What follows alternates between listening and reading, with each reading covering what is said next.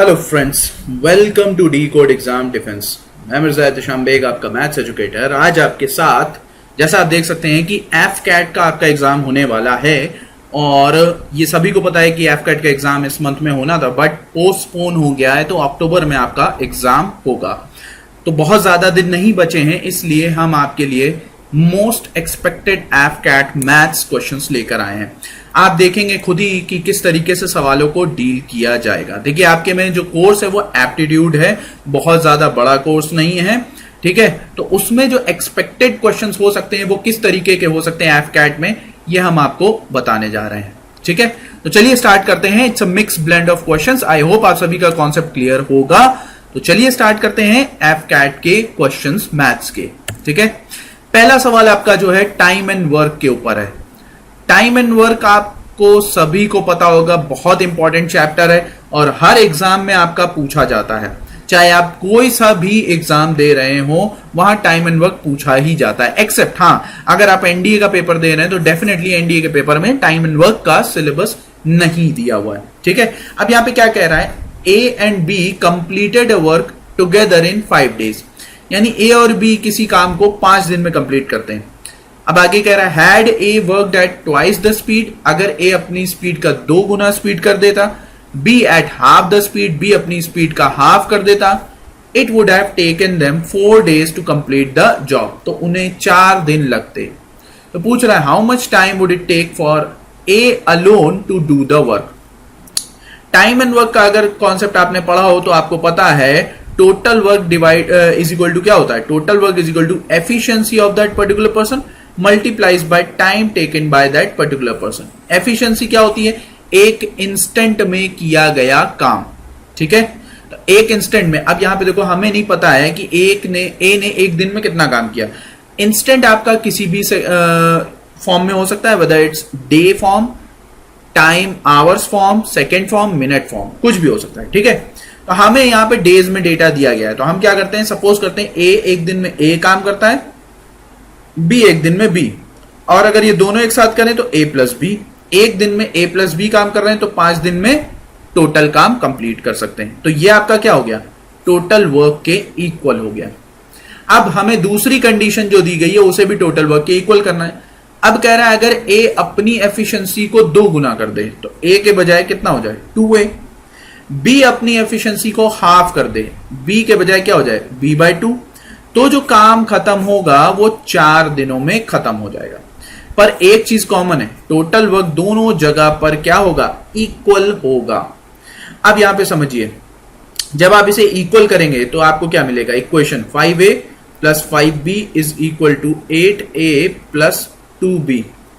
अब जरा गौर से देखो, यहां पे बचेगा 3a, a को एक साइड कर लो, b को एक साइड कर लो, 3b, यानी a और b दोनों इक्वल काम करते हैं एफिशिएंसी में।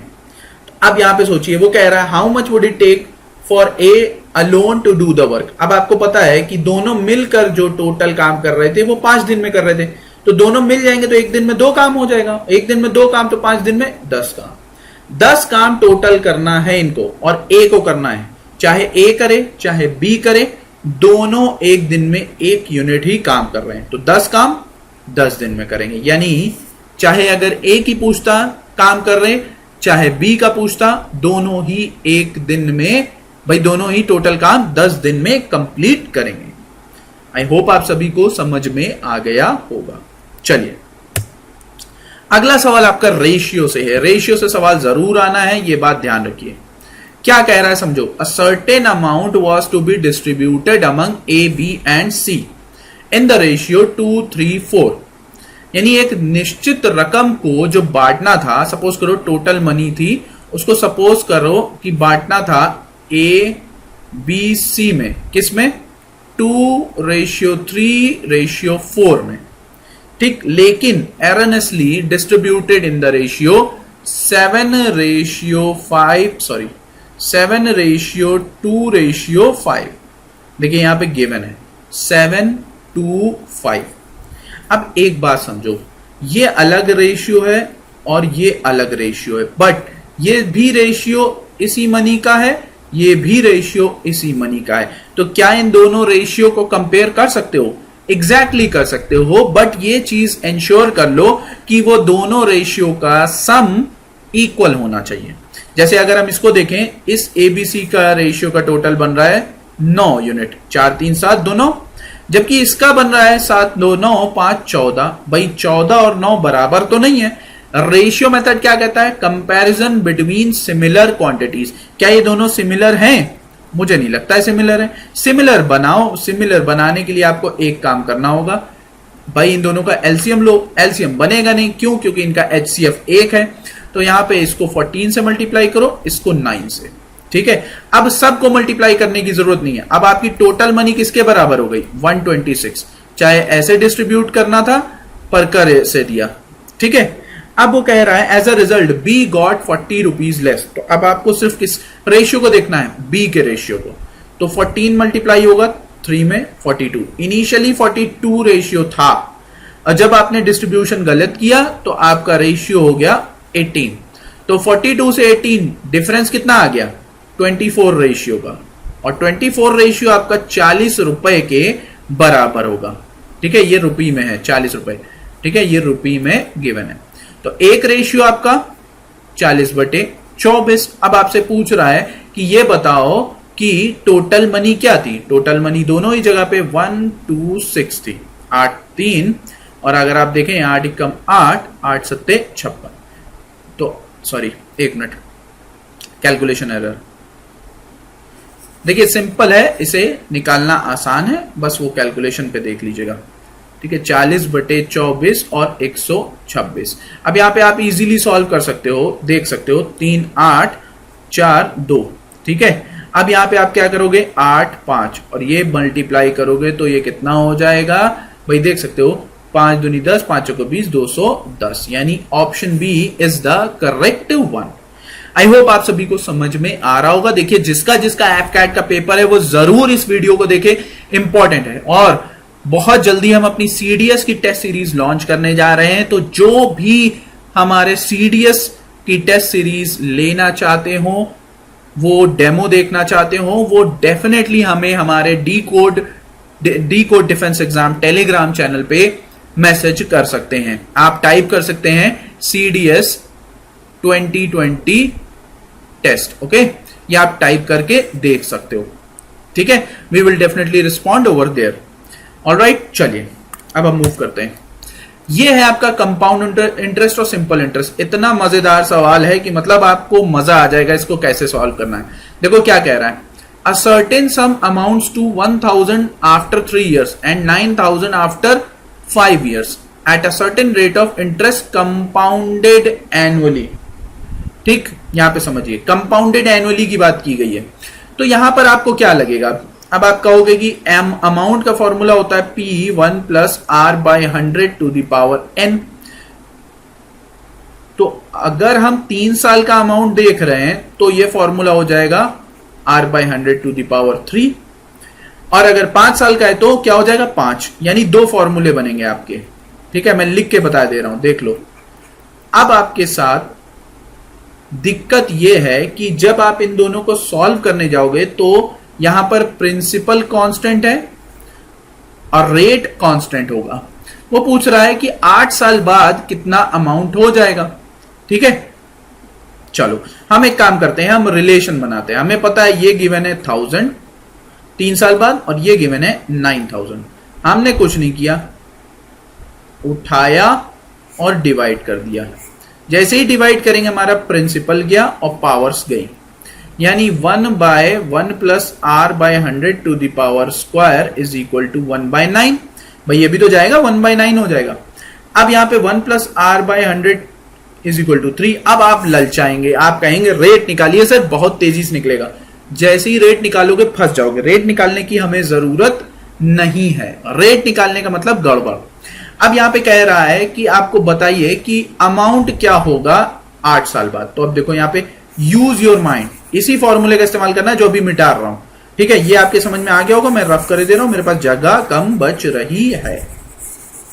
तो देखो अब फॉर्मूला लिखो। आपको क्या पता है? अमाउंट 8 साल का क्या चाहिए? P, उसी प्रिंसिपल पे 1 + R/100⁸। अब इसको ब्रेक कर लो, इसको ब्रेक करो, p 1 plus r by 100 to the power 5 into 1 plus r by 100 to the power 3। p मत लाना क्योंकि p सिर्फ एक ही बार होगा। अब ये क्या है, ये 5 साल का अमाउंट है कि नहीं है? अगर ये 5 साल का अमाउंट है तो 5 साल का अमाउंट आपको दिया हुआ है 9000। पुट कर दो यहां पे वैल्यू पूरा एक साथ अमाउंट की, और इसकी वैल्यू आप निकाल सकते हो। देखो कैसे, आपने करना है होल क्यूब। जैसे ही होल क्यूब की आंसर आ गया, देखो 243000, दैट्स अ करेक्ट आंसर। कौन सा हो गया भाई? Option A. तो ये मजेदार तरीके होते हैं सवालों को डील करने के। ना हमने प्रिंसिपल निकाला, ना हमने रेट निकाला। तो इस तरीके से देखिए, समझिए और करिए। इस सवाल को देखो क्या कह रहा है, Ajay solve 80% of the questions in an examination correctly. Ajay 80% question exam में करेक्ट करता है। अगर 41 क्वेश्चन सॉल्व जो करता है Ajay, if out of 41 question solve Ajay 37 are correct, and of the remaining out of every 8 questions 5 questions have been solved by Ajay correctly, then find the total number of questions asked in the examination. देखो 2 हिस्सों में बटा है। पहले हिस्से में वो पहली बात तो ये बोल दे रहा है कि 100 अटेम्प्ट किए तो करेक्ट कितने, 80, यानी रेशियो बनेगा 5 और 4 का। ठीक, किसका? अटेम्प्ट और करेक्ट का। तो आप देखो पहली टर्म में अटेम्प्ट कितने किए, 41, तो करेक्ट कितने हुए, 37। अब नेक्स्ट राउंड जो खेला जाएगा उसमें एवरी 8 क्वेश्चन में 5 क्वेश्चंस क्या है, करेक्ट, यानी 8-5 का रेशियो बनेगा। 8 अटेम्प्ट करोगे तो 5 करेक्ट होंगे, यानी इसका मतलब है नेक्स्ट राउंड में आप कितनी बार 8 अटेम्प्ट करोगे नहीं पता। सपोज करते हैं x टाइम्स बार, तो कितनी बार करेक्ट होगा आपका, सेम x टाइम्स बार। अब आपने ये टोटल अटेम्प्ट किया, ये टोटल अटेम्प्ट और ये टोटल करेक्ट, यानी 5/4। जैसे ही आप पुट करोगे आपका x की वैल्यू आ जाएगी 3, और x की वैल्यू जैसे ही 3 आई आप पुट कर दोगे किसमें, अटेम्प्ट में, टोटल अटेम्प्ट में। टोटल अटेम्प्ट में पुट करोगे तो 41 प्लस 24 यानी 65 करेक्ट आंसर। ठीक है, तो ये तरीका है क्वेश्चन को डील करने का। अगला ये सवाल पार्टनरशिप का है पर रेशियो के ही पैटर्न पे है। बहुत मजेदार सवाल है। रेशियो सेगमेंट में तीन टाइप के क्वेश्चन आते हैं, एज, पार्टनरशिप और रेशियो का इटसेल्फ। क्या रहा है, A B C share profit in the ratio 1/4, 1/6, 7/12। यानी वो पहले ही बोल दिया है कि ए बी और सी जो प्रॉफिट शेयरिंग रेशियो है वो है 1/4, 1/6, 7/12। अब एक बात बताओ, उसके आगे कहता है if C retires they share the profit of C in the ratio 4/5। अगर सी रिटायर हो जाता है तो जो सी का हिस्सा जाएगा वो ए और बी के पास जाएगा। उसका ए के पास जाएगा 4 पार्ट, बी के पास जाएगा 5 part. The new profit sharing ratio of A and B will be. कैसे करोगे? सबसे पहला काम करोगे कि इसको एलसीएम लेके होल नंबर में ले आओ। तो 4, 6, 12 का एलसीएम 12 ही होगा, यानी जो रेशियो बनेगा वो 3, 2 और 7 का बनेगा। यानी अब जो प्रॉफिट दिख रहा है वो ए के पास गया 3, बी के पास गया 2, सी के पास गया 7। अब एक चीज आप गौर करिए कि इधर जो सी का 7 पार्ट है उसे ए और बी में बांटना है। किस रेशियो में? 4 और 5 के रेशियो में। अब एक बात बताओ, इधर 7 हो रहा है, इधर 9 हो रहा है, क्या ये दोनों इक्वल है? नहीं। 7 और 9 का एलसीएम लो, वो प्राइम है एक तरीके से, दोनों को गुणा कर दो आपस में, इसको 9 से, इसको पूरे को 7 को। ठीक है, तो हमने क्या किया, जो हमने 7 को 63 बनाना है तो यहां पर भी 63 बनेगा। तो ए भी उसी के अकॉर्डिंग और बी भी उसी के अकॉर्डिंग चेंज हो जाएगा। यानी ए के पास 27 आ गया, बी के पास 18 आया, तो सी के पास 63 आएगा। अब उस 63 में से ए को जा रहा है 28 और बी को जा रहा है 35, यानी ए में जोड़ दो 28, बी में जोड़ दो 35। 18 और 35 होता है 53 और 28 और 27 होता है 55। यानी जो अब नया प्रॉफिट टेबल रेशियो बनेगा वो 55 और 53 का बनेगा। Is that clear? I hope आप सभी को बहुत अच्छे से समझ में आया होगा। यह सवाल आपका पैसे वाला है, रेशियो वाला। बहुत ही अच्छा क्वेश्चन है। देखिए कैसे, एक बैग 25 पैसे, 50 पैसे, 1 रुपए के कॉइन अपने बैग में रखता है। तो एक बैग है 25 पैसा, 50 पैसा 1 रुपए के कॉइन। अब वो देर आर 220 कॉइन्स है, टोटल कॉइन्स कितने हैं 220, और कह रहा है in all and the amount in the bag is 160, amount है 160 रुपीज। ठीक है भाई, if there are thrice as many 1 rupee coins as there are 25 paise coins, यानी 1 रुपए के जितने कॉइन हैं वो 25 पैसे के कॉइन का 3 गुना होंगे। ये कॉइन्स की बात हो रही है, तो पूछ रहा है कि 50 पैसे के कॉइन्स कितने होंगे। अच्छा, अब देखो यहां पे आप मैच कराओगे 160 रुपए, इट्स अ ह्यूज टारगेट। देखो 160 रुपए 220 कॉइन्स के हिसाब से जाओगे तो बहुत बड़ा है, हम इसको शॉर्ट में करते हैं। सबसे अच्छा तरीका क्या है, रेशियो। हम इसको कॉमन लेते हैं, यानी 11 कॉइन्स, हर 11 कॉइन्स अगर 8 रुपए पे मैच कर जाए तो हम 20 टाइम्स मैच करा के निकाल लेंगे कॉइन्स कितने। अब हमें बस पोस्ट करना है कि वो 11 कॉइन्स कैसे बैठाएंगे। अब 11 कॉइन्स में आपके 1 रुपए भी होगा, 50 पैसे भी होगा और 25 पैसे भी होगा, पर एक कंडीशन है कि 1 रुपए का कॉइन 3 गुना है 25 पैसे के कॉइन का। तो चलो अगर यहां पे मानो एक जो है कॉइन 25 पैसे का है, सॉरी 25 पैसे का एक कॉइन है, तो ये 3 कॉइन होंगे, तो बाकी 3 + 1 4 बचे कितने, 11 में से 7। अब देखो 1 रुपए का कॉइन 3 है तो 3 रुपए बने, इसका आधा है तो 3.5 रुपए बने, और इसका 25 पैसा है तो 0.25, यानी 0.25 जोड़ो तो ये मिलके क्या 8 रुपए हो रहा है, नहीं हो रहा है। चलो दूसरी तरकीब अपनाते हैं, एक और मेथड। देखिए इतने हाई लेवल के नहीं आएंगे, लेकिन मैं करा इसलिए दे रहा हूं ताकि आपको कॉन्सेप्ट समझ में आए कैसे होता है। अब मानो 1 रुपए के मैं बार बार जो है कंफ्यूज, जस्ट अ मिनट। मान लो 25 पैसे के 2 कॉइन, तो उसका 3 गुना 1 रुपए के, तो 6 2 8 हो गए, बचे कितने 3। अब ये तो सीधा 6 रुपया बनेगा, ये 1.5 रुपया बनेगा और ये 50 पैसे बनेगा। जरा देखो कैलकुलेट करके क्या हो रहा है, 8 रुपए बिल्कुल हो रहा है। बस इसी फॉर्म में सबको 20 गुना कर दो।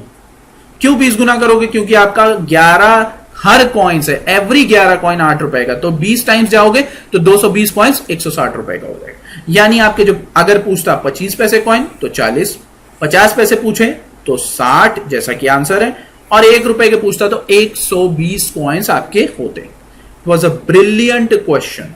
ठीक है, चलो। A person covers a certain distance with certain speed if he increases his speed 15 kilometre per our. ये स्पीड, टाइम एंड डिस्टेंस का है।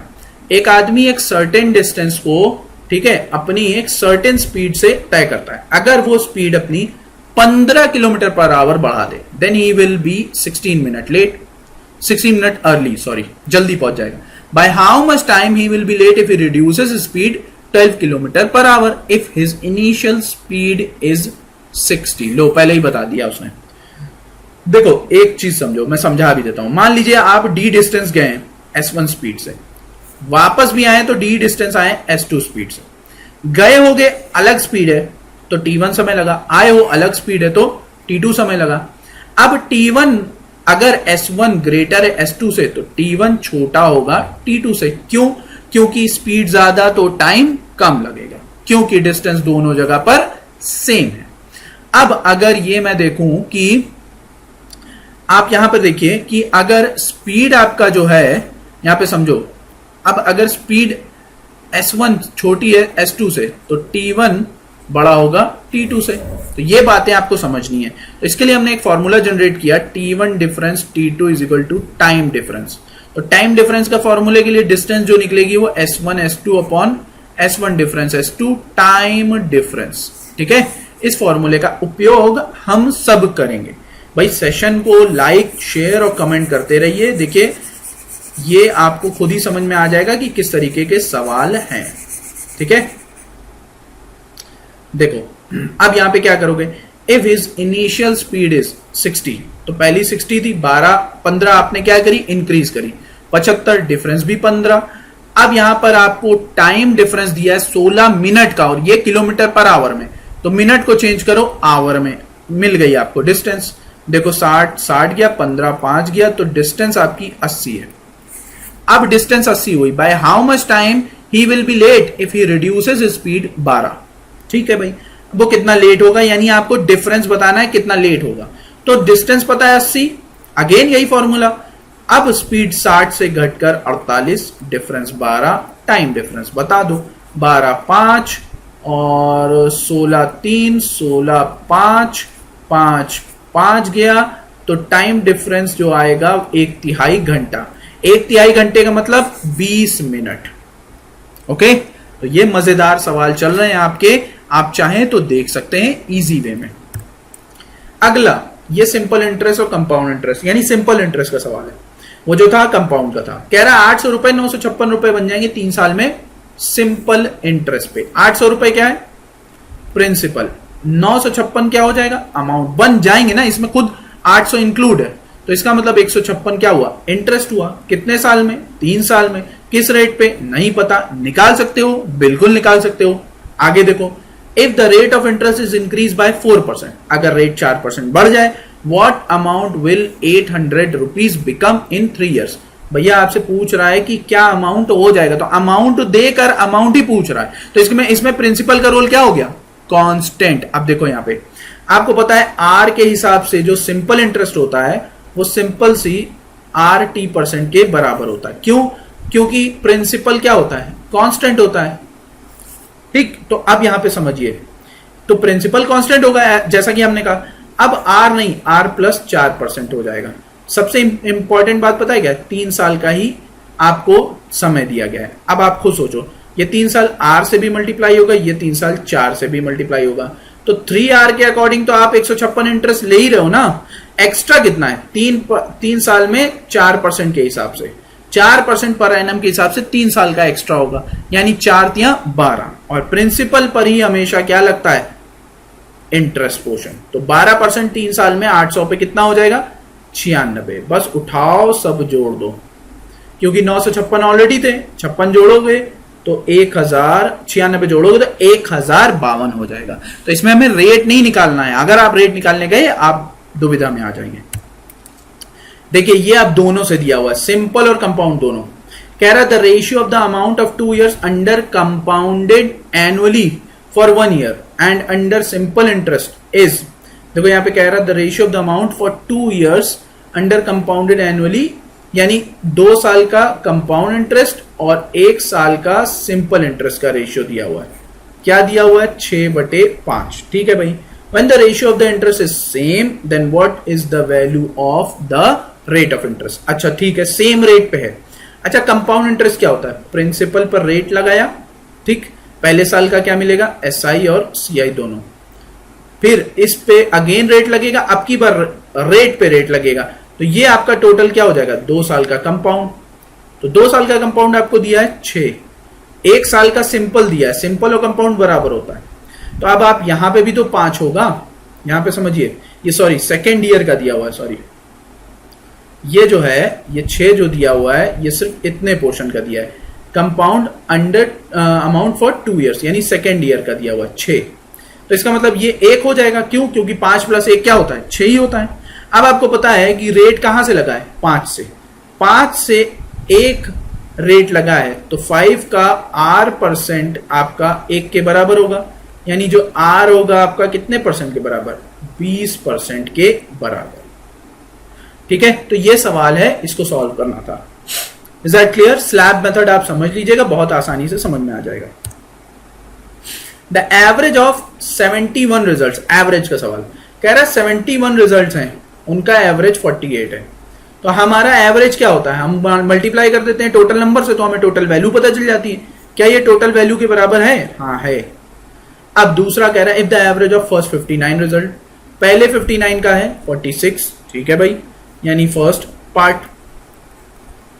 सेकेंड पार्ट कह रहा है लास्ट 11, लास्ट 11 का मतलब है कोई 11 होंगे, 52 है एवरेज, यानी सेकेंड पार्ट। ठीक है, अभी भी हमारे कितने हुए? 70, तो एक ही बचा x। तो अब यहां पे टोटल वैल्यू होगी है, ये टोटल वैल्यू इस टोटल वैल्यू के बराबर होगी। दिक्कत पता है क्या है? ये आपका कैलकुलेटिव हो रहा है। हम क्या करते हैं? चलो हम इसे सबको कंपेयर करते हैं किससे? टोटल वैल्यू से, टोटल वैल्यू के एवरेज से। तो टोटल वैल्यू का एवरेज दिया आपका 48। अब जरा गौर से देखो, मैं डिफरेंस क्रिएट करता हूं। डिफरेंस कह रहा है कि जो फर्स्ट 59 थे उनका एवरेज 46 था, लास्ट 11 का एवरेज 52। 46 48 से कंपेयर करो तो 2 कम है, तो कम का साइन क्या होता है हमेशा? -2, क्योंकि आप इसे लिखोगे कैसे? 48 - 2, यही तो लिखोगे ना भाई, इसे ऐसे, और इसे क्या लिखोगे? 48 + 4। ठीक, तो अब देखो, अगर इधर से कंपेयर किया जा रहा है लेफ्ट हैंड साइड से, तो 59 आइटम का 2 एवरेज कम है, जबकि 4 एवरेज एक्स्ट्रा है 11 का। तो यहां पर हो जाएगा कितना? 118 कम और 44 ज्यादा। जरा राइट हैंड साइड डिफरेंस देखिए कितना आ रहा है। डिफरेंस आ रहा है आपका 74 का, और 74 सिर्फ एक आर्टिकल का डिफरेंस आ रहा है। तो जब हम राइट साइड भेजेंगे, सॉरी लेफ्ट साइड भेजेंगे, तो हम इक्वल करेंगे किसके? 48 के। बस हमें कुछ नहीं करना है, 48 में 74 जोड़ देना है। क्यों? क्योंकि राइट साइड आया लेस, तो लेफ्ट साइड जाएगा इक्वल होने में ऐड। तो यहां पर हम जोड़ेंगे 8 4 12 और 8 4 12, यानी 122 करेक्ट एवरेज है। ध्यान रखिएगा, ये शॉर्टेस्ट टेक्निक है सॉल्व करने की। अगला, find the selling price of goods if 2 salesman claim to make 25% profit each. 2 salesman है, दोनों 25% प्रॉफिट ले रहे हैं। ठीक है भाई,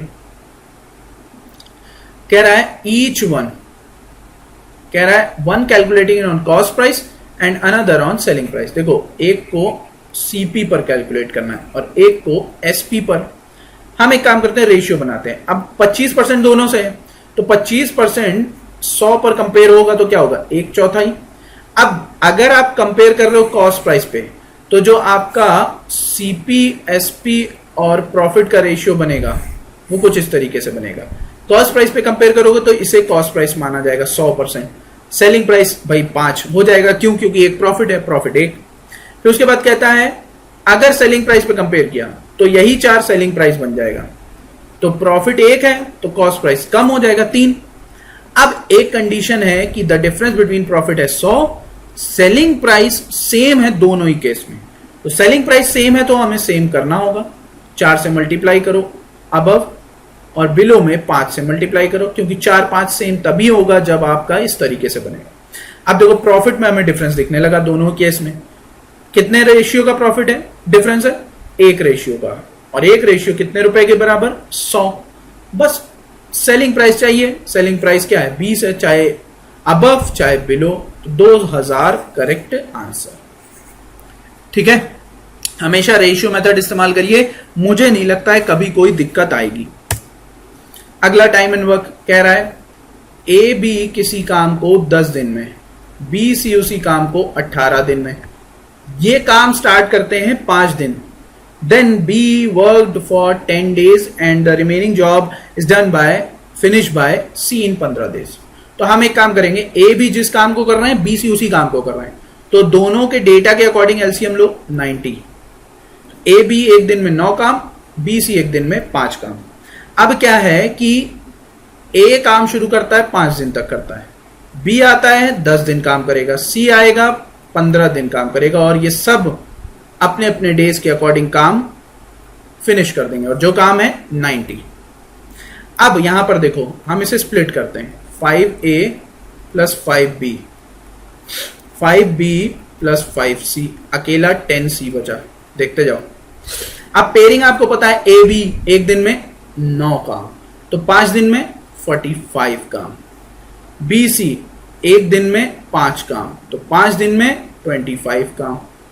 10 काम के हिसाब से 10 दिन का, ठीक है। अब हम देखेंगे तो 10C = कितना? 20, तो C की एफिशिएंसी 2, यानी C एक दिन में 2 काम करता है। अब यही तो पूछ रहा है, C अकेले पूरा काम कितने दिन में कंप्लीट करेगा? तो 90 काम वो 2 दिन पर काम करने वाला 45 दिन में कंप्लीट करेगा। चाहे A पूछता, B पूछता, C पूछता, आंसर आपका सबका आ जाता। ऑलराइट, चलो, बोट एंड स्ट्रीम, इससे जरूर सवाल आता है।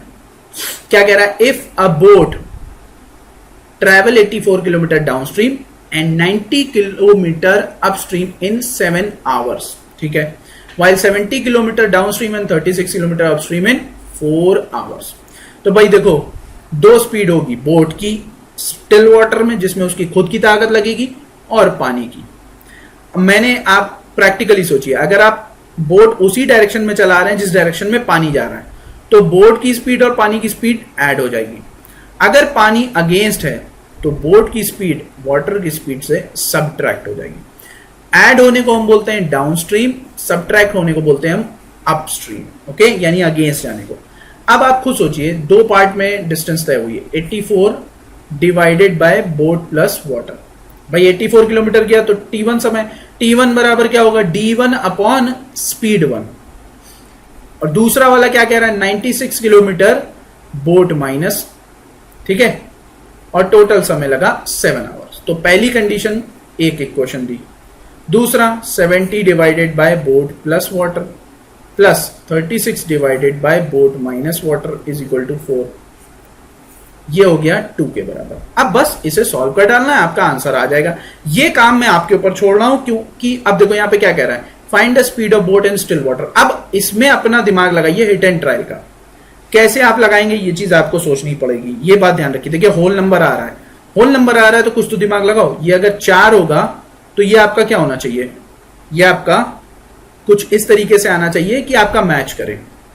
अब देखो ऑप्शन में कुछ इस तरीके से दिया है 13, तो 13 अगर आपसे वाटर की स्पीड ली, ठीक है, तो ये कटना चाहिए। इसका मतलब है 13 में से, अब भाई आप खुद सोचो, अब दूसरा वाला आपका क्या होना चाहिए भाई, जाहिर सी बात है कुछ ऐसा होना चाहिए कि 70 भी कटे और ये भी। तो क्या हम 35 में से 13 घटाएं तो कुछ काम बनेगा, नहीं बनेगा। देखते जाओ। तो हम यहां पे क्या करेंगे, 35 में से एक 13 है, तो दूसरा क्या होना चाहिए भाई, जरा गौर से सोचो, 22 हो सकता है, नहीं हो सकता है। देखिए यहां पे हिट एंड ट्रायल मारना होगा, और हिट एंड ट्रायल मैं आप पर छोड़ रहा हूं, देखिए आप किस तरीके से मारते हैं। दिमाग लगाइए, इसका आंसर मुझे आप कमेंट में डालिएगा, ठीक है, तो ज्यादा अच्छा लगेगा, क्योंकि इसमें हिट एंड ट्रायल लगाओगे तो ही आगे बढ़ोगे, वरना नहीं। मैंने कोशिश करके दिखाने की कोशिश की। ओके, ठीक। ये सवाल आपको समझिए, ये सवाल बहुत पूछा जाता है, डायरेक्ट रिजल्ट है इसका। अब देखो यहाँ पे इसका एक मेथड होता है, x minus under root of x minus under root of x minus under root of x and so on infinite. तो आप क्या करोगे भाई, देखो अब यहां पर आप -1 plus under root 1 plus 4x divided by 2 सीधे फॉर्मूला लगाओगे, ठीक है। अब देखो -1 प्लस, अब यहां पे देखो 1 प्लस x कितना है 12, 12 चौक 48 डिवाइड बाय 2 -1 प्लस, अब ये होता है 49, 49 का स्क्वायर, 49 किसका स्क्वायर होता है 7 का, तो 7 बाहर डिवाइड बाय 2 यानी 3। अब आपके दिमाग में आ रहा है सर अगर यहां प्लस हो जाता तो ये प्लस हो जाता। ओके, बस और कोई डिफरेंस नहीं होता। Is that clear? अभी यहां पर आपको बस इतना याद रखना है कि ये प्लस नहीं होगा, क्या होगा माइनस। डायरेक्ट रिजल्ट होते हैं, तो इनका आंसर बी। ये देखिए ये सवाल भी बहुत आसान है, इस तरीके से कैसे करोगे। अब देखो यहां पे 3 है तो इसे भी 3 के फॉर्म में कर लो, तो 3 to the power x plus y is equal to 3 to the power 4। अगर पहली इक्वेशन सेटिस्फाई करी तो x प्लस वाई बराबर 4। इसको देखो, इसको भी 3 की पावर में ही कन्वर्ट करो, यानी अगर हम दूसरे वाले को देखें तो 3 to the power 4 of x minus y is equal to 3 to the power 1 होगा, 0 मत करना। तो यहां पे हो जाएगा 4 of, just a minute, 4 of x minus 4y is equal to 1। दूसरी इक्वेशन कुछ नहीं करना है, इसको आप 4 से मल्टीप्लाई कर दीजिए। देखो 4 से मल्टीप्लाई करते ही एलिमिनेट हो गया y, तो 8x इज इक्वल टू कितना 16 और 17, x की value 17/8। That's your correct answer. जबरदस्त सवाल, जबरदस्त तरीका और अच्छे कल। फ्रैक्शन डेसिमल जरूर आएगा, लॉगरिथम की पावर का रूल आपको पता होना चाहिए। यह सवाल देखिए किस तरीके से करेंगे। मैं तो कहूंगा इसे सॉल्व मत करना, इसको सॉल्व करने का तरीका पता है क्या है, बोथ साइड होल स्क्वायर करोगे तो 10 plus cube root of x is equal to 16, तो cube root of x is equal to 6, x बराबर 6 का क्यूब, बस खत्म, यानी 216। देखो x रख के, देखो 4 आना चाहिए ना, 10 ऑलरेडी है तो ये कितना बनना चाहिए 6 बनना चाहिए। 6 बनने के लिए x कितना होना चाहिए 216, तभी वो 6 का क्यूब होगा, और 6 का क्यूब क्यूब रूट में कन्वर्ट होके तोड़ेगा 6। That's correct answer. चलिए ये सवाल देखिए, ये आपका इसको बोलते हैं रिकरिंग डिजिट। रिकरिंग डिजिट पे सवाल जरूर आएगा, ये मैं लिख कर दे रहा हूं। और मैंने थोड़ा सा टेढ़ा सवाल लिया। देखो हमारी रिकरिंग किसके ऊपर है, सिर्फ लास्ट की 3 डिजिट के ऊपर, जबकि डेसिमल के बाद हमारी जो डिजिट होती है वो हमारी 4 डिजिट दी हुई है, हमारी दी हुई है जो। अब आपके दिमाग में आ रहा है कैसे करें, तो रिकरिंग डिजिट का करने का एक तरीका है।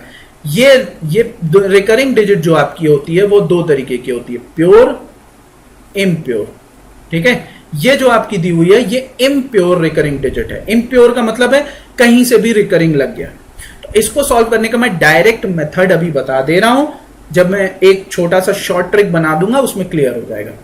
देखो यहां पे सिंपल, देखो जितने के ऊपर रिकरिंग लगा है, ठीक है, जितने के ऊपर रिकरिंग लगा है उतना छोड़कर जो बची हुई है डेसिमल के बाद उसे सबट्रैक्ट कर दो, तो न्यूमरेटर आपका ये हो जाएगा। और डिनोमिनेटर में जितने के ऊपर रिकरिंग है उतने टाइम्स 9 आएगा, और जितना छूट गया है वो एक 0, यानी फाइनल आंसर होगा 2339 divide by 9990। That's your correct answer. मेरे ख्याल से आपका सी ऑप्शन करेक्ट बन रहा है।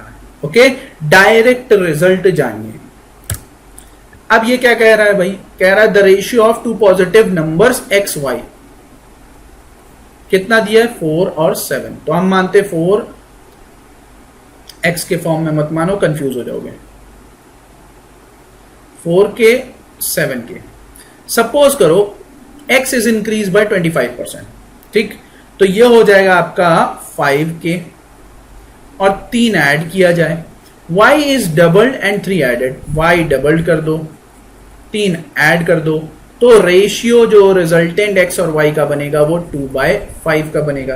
क्रॉस मल्टीप्लाई करो, सॉल्व करो, 25k plus 15 is equal to 28k plus 6, तो ये हो जाएगा 3k is equal to 9, k की वैल्यू 3, पूछा है y, ओरिजिनल वैल्यू, ओरिजिनल थी 7321। कितना आसान सवाल।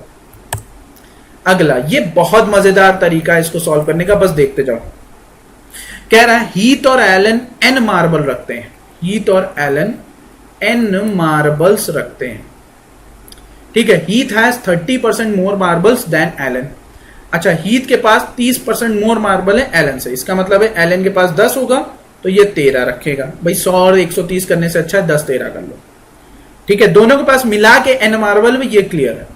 अब वो कह रहा है if Heath gives 40 marble to Allen, अगर हीथ एलन को 40 मार्बल दे दे, खुद से 40 निकाल कर एलन के 40 डाल दे, ठीक है, तो Heath will have 27.5% lesser marbles than Allen. तो हीथ के पास अब एलन से इतने कम रहेगा, तो 27.5 100% से कंपेयर करो, कितना हो जाएगा भाई, देखो 25 एक कम 25 25 यानी 40, यानी 40 हीथ के पास था तो उससे 11 कम है अब, तो अब है हीथ के पास 29, एलन के पास 40। भाई एक बात बताओ, जब ये दोनों आपस में इंटरचेंज कर रहे हैं तो क्या इनका टोटल चेंज होगा? नहीं चेंज होगा। यानी अगर हम देखें तो हीथ और एलन का टोटल जो था वही होना चाहिए रेशियो में। यहां पर बन रहा है 23, यहां पर बन रहा है 69। क्या 23 और 69 इक्वल है? नहीं। हम इक्वल करेंगे, मल्टीप्लाई इसको 3 से। तो अब जरा गौर से देखो, इसके अकॉर्डिंग एलन हो गया, हीथ हो गया 39, एलन हो गया 30, हीथ हो गया 29, एलन हो गया 40। क्यों? क्योंकि हीथ के पास 10 गए रेशियो में, तो एलन के पास 10 आ गए। क्यों? क्योंकि 40 एक्चुअल में गए थे हीथ के पास से और 40 एक्चुअल आ गए एलन के पास। सबसे इंपॉर्टेंट बात थी कि इन दोनों का टोटल सेम रहा, यानी 10 रेशियो 40 मार्बल्स के बराबर, तो 1 रेशियो 4 मार्बल्स के बराबर। अब टोटल मार्बल्स दोनों ही जगह पे 69 थे, आपस में अदला बदली करने पर भी, तो 69 4 6 49 36 4 6 24 27 276 करेक्ट आंसर। भाई ये सेशन जबरदस्त तरीके से सॉल्व करके मैं बता रहा हूं, तो आई होप आप सभी को समझ में आ रहा होगा और मेथड बहुत अच्छे तरीके से बता रहा हूं। जो चीज समझ जाओगे एक बार में, कभी दिक्कत नहीं होगी। अगला, ये क्या कह रहा है आपसे? ये कह रहा है कि average marks obtained by 40 students, average marks obtained by 40 students of a class, कितना दिया हुआ है भाई? दिया हुआ है आपको 84।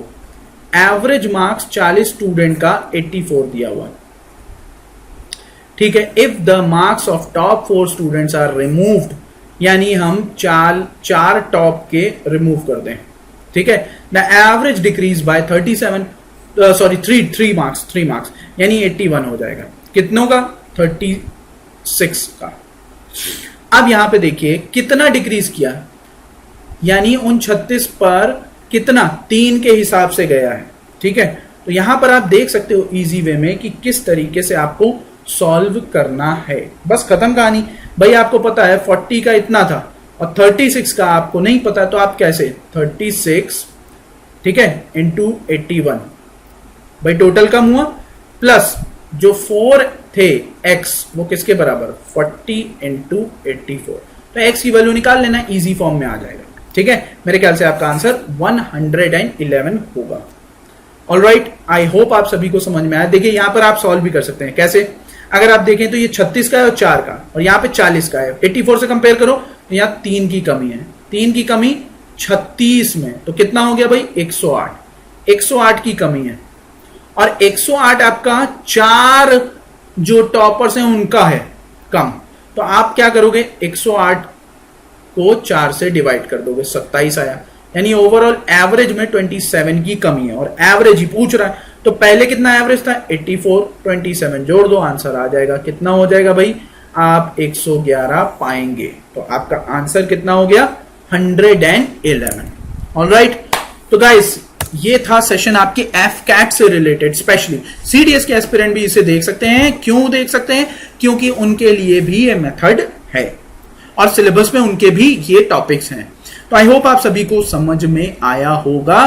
टेलीग्राम चैनल हमारा है, वहां जाके आप टेस्ट सीरीज के बारे में पूछ सकते हैं। We will soon launch our test series. आप ये कह सकते हैं इस वीक के एंड तक के या नेक्स्ट वीक की स्टार्टिंग में हमारा टेस्ट सीरीज लॉन्च हो जाना है।